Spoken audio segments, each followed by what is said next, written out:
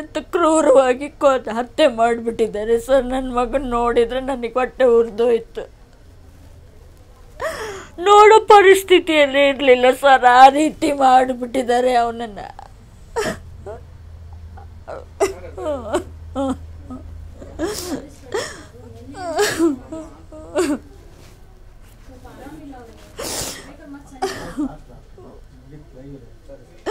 ಇದೊಬ್ಬನ್ನು ಕಳ್ಕೊಂಡು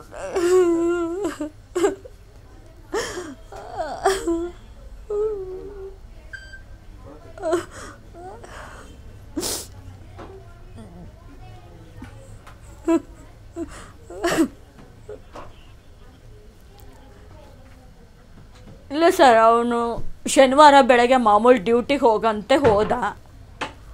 ಆವಾಗ ಅವನು ಅಪೋಲೋ ಫಾರ್ಮಸಿಯಲ್ಲಿ ವರ್ಕ್ ಮಾಡ್ತಾ ಇದ್ದ. ಹೋಗಿ ಹೇಳ್ದ.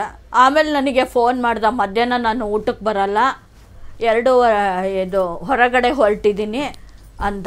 ಯಾರ ಜೊತೆಗೋ ಅಂದೆ. ಕಾರಲ್ಲಿ ಯಾರ್ದೋ ಜೊತೆಗೆ ಹೊರಟಿದ್ದೀನಿ. ಯಾರು ಅವರು ಅಂದೆ. ಹಳೆ ಫ್ರೆಂಡ್ಸು ಅಂತ ಹೇಳ್ದೆ ಸರ್ ಅವನು. ಆಮೇಲೆ ಎಷ್ಟು ಗಂಟೆಗೆ ಬರ್ತೀಯೋ ಅಂತ ಕೇಳಿಕ್ಕೆ 7 ಗಂಟೆಗೆ ಬರ್ತೀನಿ ಅಂದ.